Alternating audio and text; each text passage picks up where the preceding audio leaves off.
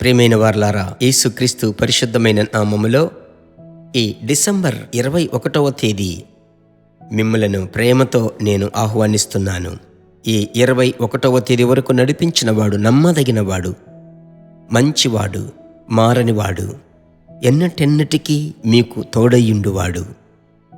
ప్రభువును మహిమపరచాలి. ప్రియులారా, ఈ దినమునకు సంబంధించిన ప్రవచన వాక్కును నేను మీకు చెప్పడానికి ఆశపడుతున్నాను.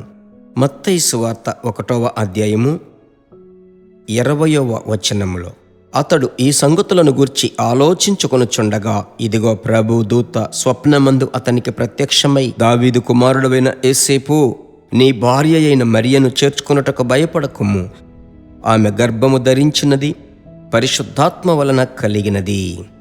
ఇలాగు ఆలోచించుకొనుచుండగా ప్రభుదూత స్వప్నమందు యోసేపుకు ప్రత్యక్షమై, క్రీస్తు యొక్క జననము స్వప్నములు.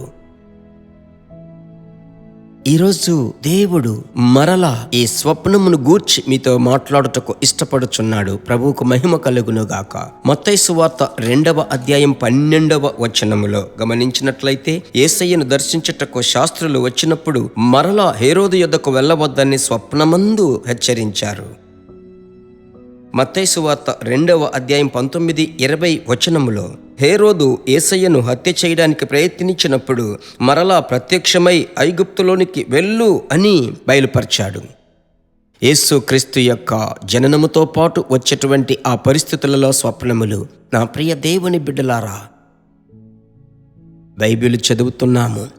పరిశుద్ధాత్మ చేత మీరు నింపబడినప్పుడు స్వప్నములు, కలలు కందుము అని వాక్యం సెలవిస్తుంది. యోవేలు ప్రవక్త చెప్పాడు. అపోస్తలుల కాలములో పరిశుద్ధాత్మ 2వ అధ్యాయములో కుమ్మరింపబడినప్పుడు పేతురు లేచి యోవేలు ప్రవచించిన ప్రవచనము ఇప్పుడు నేను మీకు జ్ఞాపకము చేస్తున్నాను.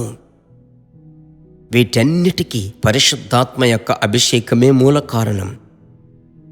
చూడండి, వాక్యం సెలవిస్తుంది, ఈ యేసేపుకు ఒక పెద్ద కన్ఫ్యూషన్. ఆ గలిబిలి మార్చుటకు స్వప్నము అవసరమైంది కదా. ఆ తరువాత ఈ శాస్త్రులు వీరు ఆకాశమును చూస్తున్నారు, ఆ నక్షత్రం ఏమిటి అని పరిశోధించేటువంటి మంచి శాస్త్రజ్ఞులు, జ్ఞానము కలిగిన వారు. యేసేపు యొక్క హృదయమును వారు తెలుసుకోలేకపోయారు. పరలోకము తెలుసుకున్నది. మీకు ప్రభు ఒక స్వప్నమిచ్చి వారిని ఇంకొక వైపు నడిపించాడు. అది స్వప్నం యొక్క ప్రత్యేకత. ఇంకొక స్థలములో కోపపడిన హేరోదు పిల్లలందరినీ చంపాలని జారీ చేశాడు అనుమతి. అయితే స్వప్నమందు ప్రభువు ఆ రోజు యేసేపుతో మాట్లాడి వెంటనే లేచి, నీవు ఐగుప్తునకు వెళ్ళుము అని హెచ్చరిక. స్వప్నములో ఒక హెచ్చరిక వస్తున్నది. అలాగైతే ఈ కృప మీకిచ్చుటకు ప్రభు ఇష్టపడుతున్నాడు. సరేనా?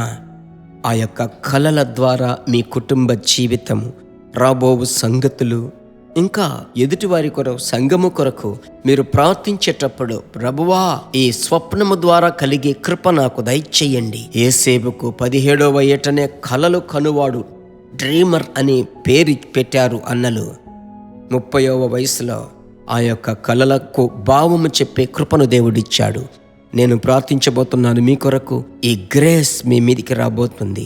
ఈ కృప అనున్నది మీ మీదికి రాబోతుంది. ప్రార్థించుదాం. అందరూ చేతులు పైకెత్తి, పరిశుద్ధాత్ముడా, అభిషేకంలో ఉన్న కృప వరములలో ఉన్నది ఒకటి, దర్శనములు చూచుట, ఆ కలలకు భావము చెప్పుట. తండ్రి, మీ వృద్ధులు కలలు కందురు, పెద్దలు కలలు కందురు. యోవేలు 2:28లో చెప్పబడినట్లుగా ఈ కడవరి దినములలో మీ బిడ్డలను ఈ కృపతో నింపి, ఆ దేవా, అనుదిన జీవితమునకు, వారి ఉద్యోగమునకు, వ్యాపారమునకు, పరిచర్యకు, భవిష్యత్తుకు కలలు చాలా ముఖ్యమయ్యా. స్వప్నము దర్చేయండి, కృప అనుగ్రహించండి. ఆ డ్రీమ్కు అండర్స్టాండింగ్ అవసరతను మీరు దయచేయండి, ఆశీర్వదించండి. ప్రార్థన ఆలకించిన ప్రభువుకు స్తోత్రం, స్తోత్రం. యేసునామములో తండ్రి, ఆమెన్. ఎంతో చక్కగా పరిశుద్ధాత్ముడు మిమ్మల్ని నడిపిస్తున్నాడు కదా. అడగండి, మీ కిచ్చుటకు ప్రభువు ప్రారంభించాడు. మరలా కలుసుకుందాం. షేర్ చేయడం మర్చిపోకండి. ఎదుటివారికి మీరు ఆదరణగా ఉండాలి. ఎదుటివారికి ఆశీర్వాదముగా మారండి. God bless you.